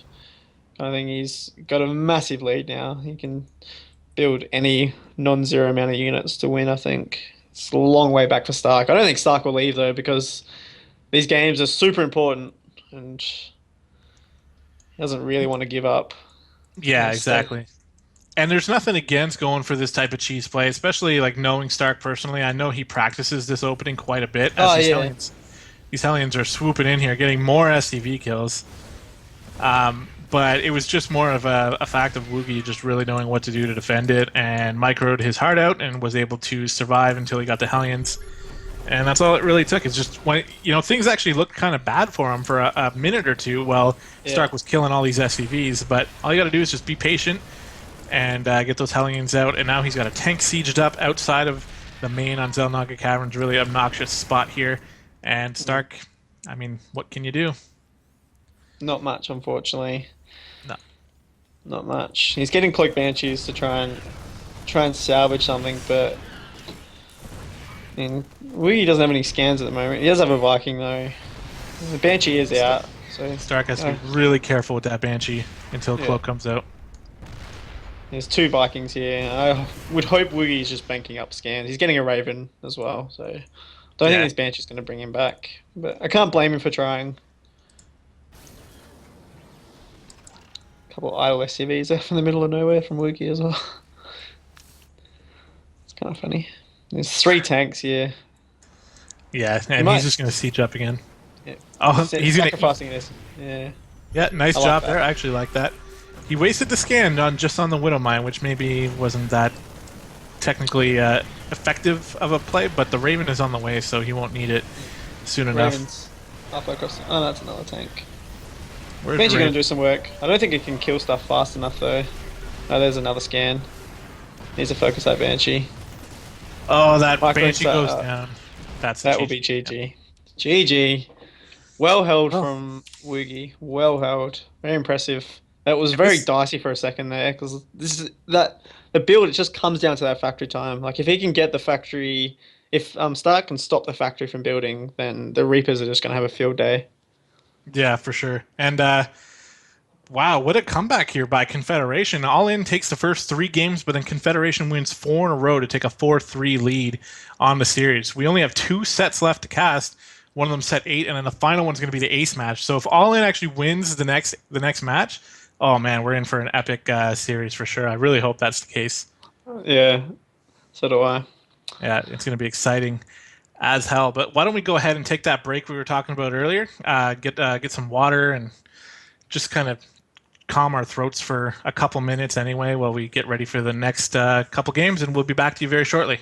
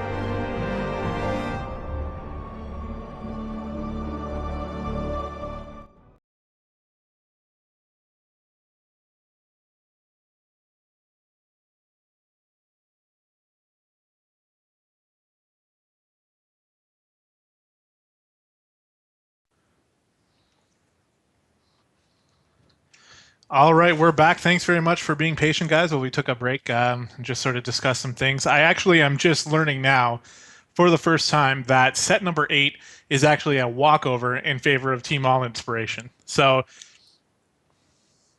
He screwed up the overlay. It's nasty. okay. Yeah, that's funny.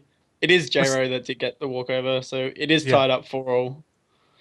And Yeah, that which is is insane. I mean, that means that this ace match that we're going to be casting right now is going to it's going to decide who wins the championship. So you can't really get much more hype than that. It would have been cool if we actually had a set 8 to cast and if J-Ro would have maybe won to make that happen, but the world can't be either way. perfect, I guess. We're We still here. Yep. We're here. We're on time and we're going to cast a TVP between two of the best probably two of the best diamond players in Yeah. all of CTL. Definitely in the top five. Like, if you were to list like 4 or 5 diamond players who are the top of the top in CTL, these two are probably the first two that get listed off Yeah. for I mean, sure. there's some other guys who are really good to be sure, but Yeah, I mean, easy. Lando, the Diamond Korea, he plays on the Korean servers, and he's Diamond now. Yeah. He's in an academy team on the C Yep. server, so like he's in a legitimate team. Like it's not like Hmm. All Inspiration. I think is just his second thing that he plays Yeah. with some friends and to have play more StarCraft because he just loves the game. But yeah, I've played against him once in like like a weekly cup thing, and it wasn't pretty. It was the biggest one-sided affair you'll ever see in Lando's favor. It was Sweet. wreck. Very good player. Well, I'm ready to get started as soon as everyone else is here. We're going to start loading this up. And me personally, I don't have the stream up, so I can't see what the stats are that TB Ham is showing you guys. So it'd be really nice if Couchy, you have it up, right? Can you tell Yeah, me I've what got the... it. Yeah, All right. Sirentt's like his PVT is like 59%, and Lando's TVP is only 47. Yeah, And see, so oh, far in the season, Sirentt's 7-2, and Lando's 5-4. mhm.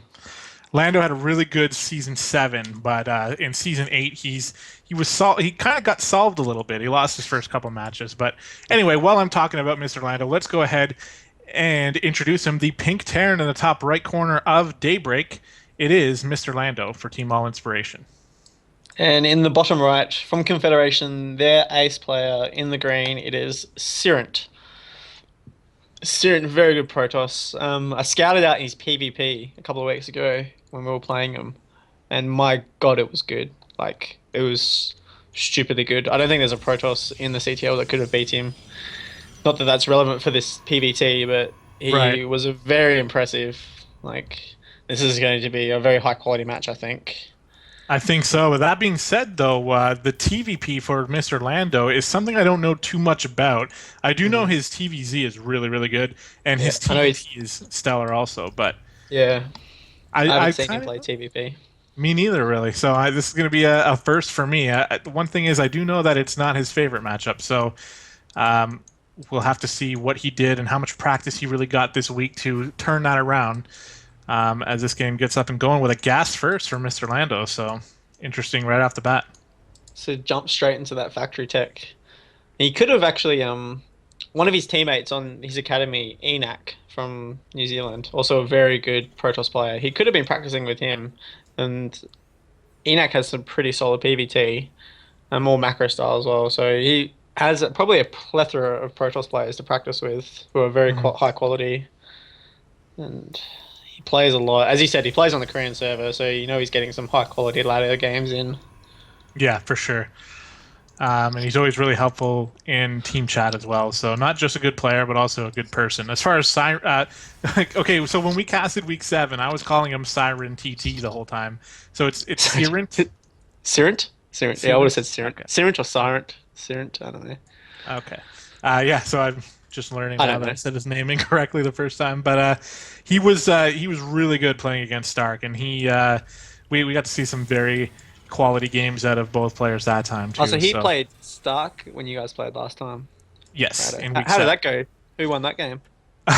Okay, so I don't want to spend too much time talking about that series, but it's one of the craziest series I've ever seen. Yeah. I actually would probably I think it's probably better for me to not tell you who won it and to get you to go watch it on your own. That's how good it was.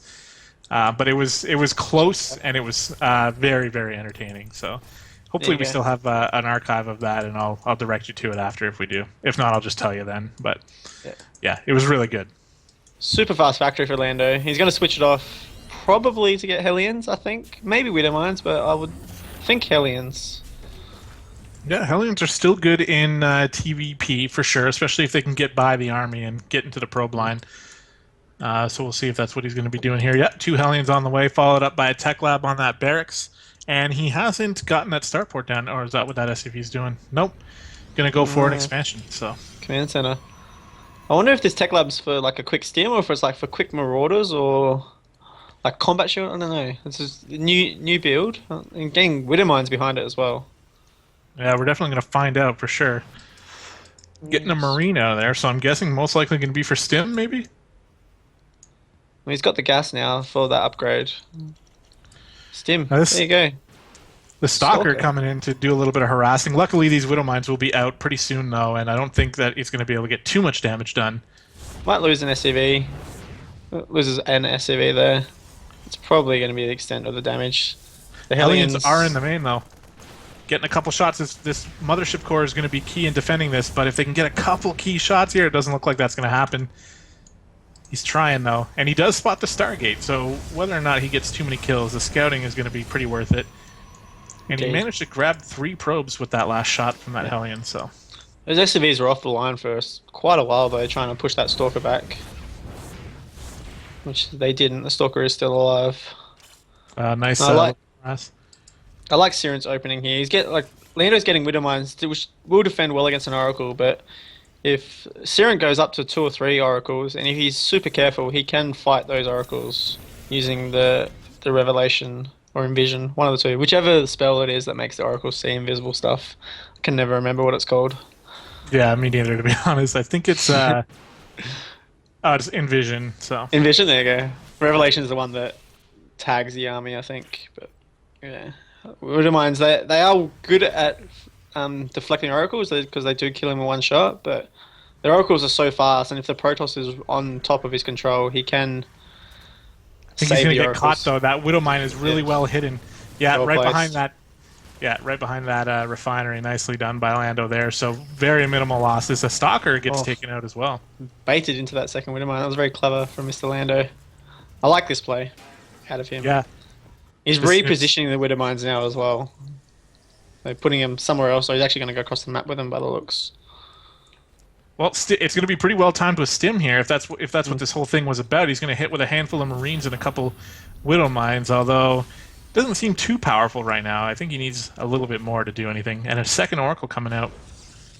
Yes, and turret coming down in the mineral line of Lando. It's going to be nice and safe now. Not relying on those Widow Mines to defend, which allows him to take him across the map. But this is going to be spotted by the random sentry. That's going to die. That's not ideal for Sirentt.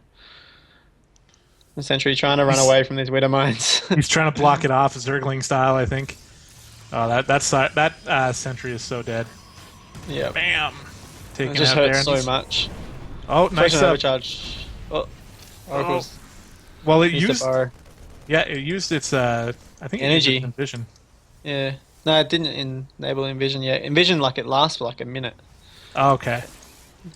And that second, so there's lots of Oracles here, and the thing is, Lando kind of has what he needs. It requires a little bit of micro in order to be used properly. A nice army placement, but he is getting a nice scout off here. This Oracle's not going to be able to do too much here in the main with that turret going down, so Lando pretty well set up there, but he is going to have to take his whole army back home here. Very unconventional TVP so far from Lando. He's got a random assortment of Widow Mines, a random assortment of Marines and Hellions. He's defending these Oracles well. He's getting a Viking and a Hellion, which is nice to kind of push this Oracle away, try and mitigate the damage a little bit. Yeah, Viking comes out, takes out that Oracle. He's only lost 3 workers this entire time. So I think he's taken the better ends of this opening so far. Sirentt's lost 2 Oracles. I think he still has a third. Yeah, still has a third back at home. There's one moving across the right side of the map as He's well. Got 4. Bloody hell. He got 4 Oracles. Yeah, which is probably not the most efficient for him. He hasn't been able to get too much damage done with these oracles, as we've already said. The way the turret is placed in the natural is a little bit easier for Siren. I almost called him Siren TT again. For So, Siren to get a couple SCV kills here. yeah, you can But in get the that meantime, gas geyser, the SCVs on the gas geyser, pretty easily. yeah. But there are a couple Marines here. They're going to try to shoo him away, although they'll go down pretty quickly. But Lando's getting ready to put an attack on the natural here, which is pretty well defended as well by Siren. So both guys uh, playing very good defense so far, I think. There's enough for an overcharge. There's a cannon, there's an oracle, and he has stim, but he's Oh, actually well positioned here. I like that he's put the Widow Mines just outside the range of the overcharge. yeah. He's microing back. He's trying to force a fight, trying to force the army of Sirentt back into this Widow Mine, but it's well controlled by Sirentt not to do that. There's a Viking just like inches away from this Oracle will be able to pick it off here if it was paying a little bit better attention. I don't know. This game has been pretty tense so far. I think, like you said, Siren a little bit behind in terms of the way the openings went, but he's got a solid worker lead here, and even with mules, he's managing to maintain an income lead. So it's really going to be about who's ready to take a third base faster. And I think if Lando can take out this Oracle over here, then he'll be able to set himself up for that a little bit sooner. Sirentt's going for a very, very fast storm. He's skipping out on on Colossus. He's going for a warp prison as well, so it could be for some storm drops, which is always nice. Has enough for an Yes. overcharge, probably needs to get on that as well. But storm is complete now. You have enough. He has enough energy for storm as well, so that's gonna. Those Widow Mines do so much damage to the Protoss. It just wipes all those shields. It was better than an EMP there. It took off like all the shields on almost every unit there and did some actual hit point damage as well. So Yeah, yeah, I I think actually remember Siren going for the really quick storm against Stark as well, and it was something that really kept him in a specific game that happened. So you don't nice. really see it too often anymore, like because Widow Mines are just so strong against storm openings in general. You're not often that you see them This in Viking play. over here, frustratingly close to that Oracle. It's just like, oh my god, why will you not shoot it? Second Oracle going across the map here. I think Lando might have spotted it with that army here, and it's still not going to be able to get too much work done with the turret in place. But after spotting it, Lando's going to, I don't know, he's kind of moving back and forth here. Not sure exactly what he wants to do. It's a warp prison moving across towards the would-be third of Lando's. It does have a High Templar in there, ready for storm. And he's warping in a few zealots as well, looking to harass the natural of Lando. Is that a good time too? Because Lando's moving across the map here. He's going to try to put some pressure on his third base, and to be honest, he can probably get a cancel on it. But it's not really going to matter too much if this Viking showing up at a key time going to shoo this Oracle away, and And maybe it gets even the warp prism as well. if he can kill that knows the warp warp prism. prism's there. They're so fast though; they can get away. No, and Lando's not really reacting quickly enough. That Storm is going to go down on the SCVs. Wow, 4 SCVs going down already, and there's Zealots just ravaging everything. 8 workers going down total, and Lando's kind of in no man's land over here, just sort of in the middle of the map, and he's tagged as well, so Siren knows exactly what's going on.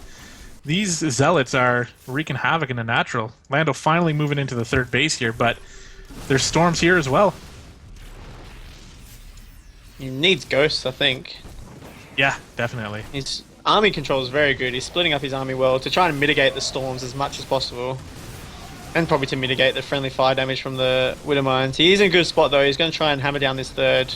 Sirentt needs to defend this. I don't think he can afford to lose it. As Lando's finally going to force a fight with these Widow Mines. As they do go off on the Zealots, wiping Here all their comes the shields. Storms.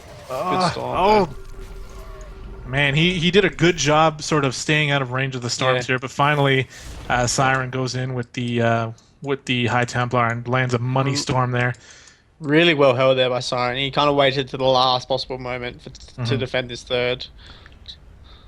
There's a pretty big bioforce here for Lando, though. Like that, in terms of army supply, Lando's keeping right up with Siren, but he needs to get something going now because if the longer he lets Siren sit back here with High Templar, Robo Bays are coming out now as well, or Robo Facility, sorry, with Blink and everything. We're in another situation where the longer you let that Protoss just macro up, the harder it is to win the game yourself. I like that he's getting 2 Robo Facilities so he can go double Colossus production. Massive fan of that. Yeah, and Lando's not pumping out Vikings. Usually he's pretty good about getting those Vikings out, but he has really no need to right now because he doesn't know about the Colossi coming up here. But Lando Massive moving in drop. with it. Yeah, this is a doom drop for the Aegis. There's only one High Templar here, which will probably be able to take out one of these medevacs, but I Two don't know. cannons. How many? He's got so many gateways. It's ridiculous. Here comes the Does drop, get though. does get one medevac before it even unloads, and a storm goes down mostly on Royal. There was a Viking in that medevac. That's What? so cool. Yeah, there's a Oh, landed man. Viking in there. Oh, Does he kill picks the off Nexus. Yeah, And he could puts a probably Widow Mine lift down. that. He's going to leave He some gets out. bio. Maybe. Oh, that was Feedback. close. Yeah, I think it Kills was the an okay. It was an okay trade there. I think it would have been great if we could get the High Templar, but he got the Nexus, got a few probe kills. Didn't get any Still, of the attack though. Still yeah, behind. he's Fly. still only on two bases. He obviously has no intention. Again, right when I say that, he drops a third because he realizes like he needs to at least get a third base because he's almost mined out It's in the just so main. late though. It's almost probably better for him just to lift his main off and go to a new base with it. Probably some bioforces getting caught out in the middle of the map. You're getting trapped by these zealots. Storm going down on two Marines. It's going to be enough to take him out. And Siren putting himself in a pretty good spot here. He's got the Colossi production. He's got like minimal losses. He did lose the Nexus. Oh, another drop actually, by the way, back in the main, trying to do some more damage. Taking Storm some comes down. Oh, It was those- mostly on Marauders though. Medivacs are super low now though. They can be picked off so quickly by these stalkers. You can try and live, but this is not getting out. No, it would have been Big good if he supply was. deficit. Yeah, and the thing is, this Nexus here too. Like, there's not too many minerals left here, so wouldn't have even been that big of a deal, even if you got a cancel off on it. Trying to make something happen at the third now. The bio is here. Those Widow Mines need to burrow if they want to do anything. Lots of zealots here, and I think that's way too much for Lander to take care of. Oh, getting sandwiched here by the High And the Templar. feedbacks and the blink. Oh, does that Medivac get away? Just gets away. Wow, things He's- are not looking too good for Lando, though. Siren really having an answer for everything Lando's trying to do. He's hunting these Medivacs now. At least he's able to unload them. Probably get an Yeah. Oracle for it, but there's a GG. Wow. GG called. Sirentt takes the 1-0 lead. Yeah, and he just looked superior in every aspect of the game. Well, okay, except the opening, which is really strange how he was able to be so far ahead despite losing like 4 Oracles. Yeah, like Lando really, like those Oracles didn't really do much at all. Like he got 3 SCV kills for the Oracles, which is really not enough, I think. No, but yet somehow still able to come out ahead and be able to dominate that game like that. I've never really seen. I've seen Lando lose some games, but never like he was kind of dominated there. He was like Sirentt's positioning all game was pretty top notch. Like he was rarely out of position to fight Lando's armies. Lando could just get nothing done with his like he was trying to set up two-pronged attacks and trying to set up Yeah. widow mines so that the zealots would be baited in them, but Sirentt never allowed it at all. No, definitely not. That Doom Drop was a neat idea, but it really didn't do as much damage as it needed to do. So, Yeah. all right, we're moving into game number 2 here, and this could very well be the last game we cast tonight. We'll have to see. It's on Akalon Waste, so good for those Terran players usually. I don't think he's really going to be taking advantage of the mech possibilities against a Protoss, though. Although it's not unheard of. We'll have to see. No, it's not unheard of. And I don't think we'll see it though. I would assume he's a much more of a bio player. Right, yeah. Okay, well, we're on the map now, so let's go ahead and introduce the green Protoss player, currently up 1-0 in this ace match, which is the most important ace match of the entire season. It's going to be the green Protoss Sirentt. And in the top left-hand side, from All Inspiration, the down 1-0 in the ace match, needs to win this game to keep their championship hopes alive. The pink Terran, it is MrLando. Man, my heart's beating a little bit faster than Yeah. usual for this game. Are you nervous? Like you don't know the results yet. Like this is all new to you. It is, and it's not True. looking good. Siren looked really, really good, and I don't know. After seeing that first game, I would have to put money on him to take the second one. But Lando is full of tricks and full of builds, and his APM and micro is really, really good. So if anyone Can't can come count back Lando from a out. loss like that, exactly, yeah. I mean, Lando has a chance to win pretty much any game he's in. So we'll have to see what he has in store for Siren when he's down by 1 game. I wonder if Sirentt's going to up one game, if he's just going to play nice and safe, just go that quick gateway expand into like a robo, into two more gates, just play nice and safe. He He's could do got that. that one game advantage. There's no like because generally speaking, Templar openings just shouldn't really work against most Terran players. Like they did in that game. Like he did went Oracle into quick Templars and it paid off for him. But 9 times out of 10, generally the Robo build is the way to go in TVP in PPT at the moment.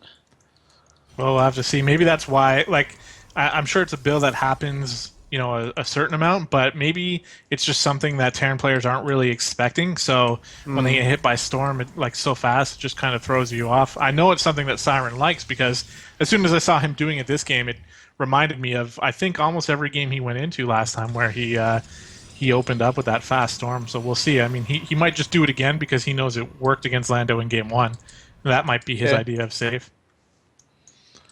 Really hard to tell, though. That's what's really good about the ace match, and having the actual best of three format gives us this, sort of difference here with the little mind games and different build orders players can go for when up a game or when down a game.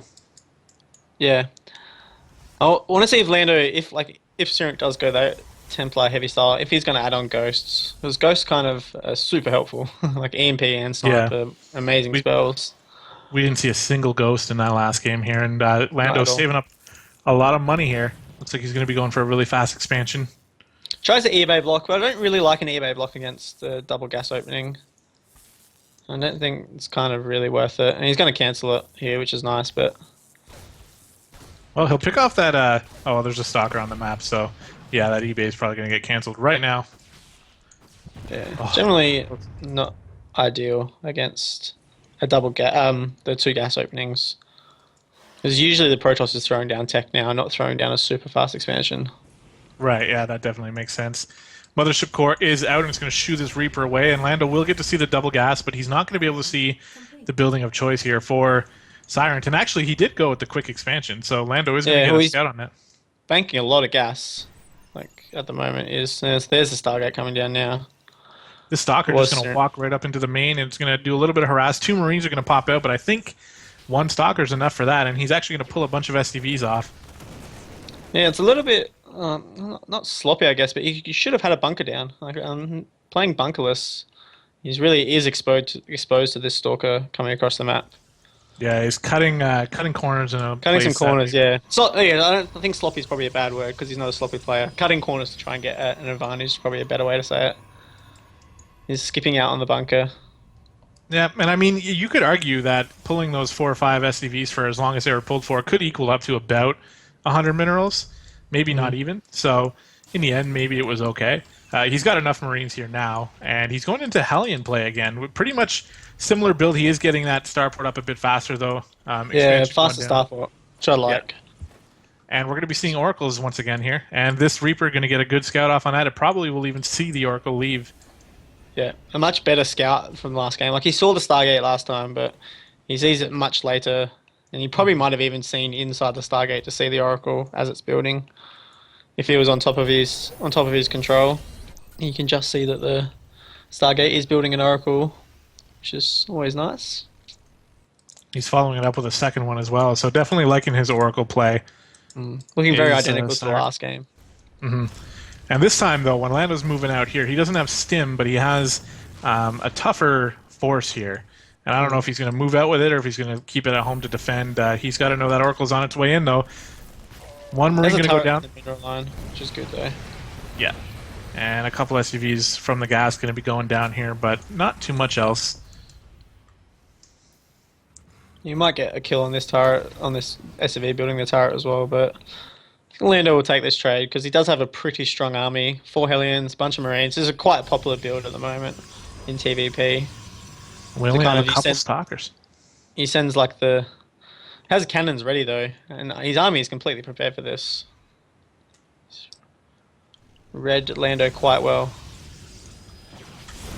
Hellion's moving into the natural, trying to pick off some probes. The photon overcharge goes off at a perfect time, though, actually getting a couple kills there. And, oh, that Oracle has to be really careful. 2 Oracles here now, though. 4 Yeah, Sirentt. Things are really tense here for Lando because I don't know if he has enough. Is it enough for a second overcharge? Yeah, almost enough for a second overcharge. He's gonna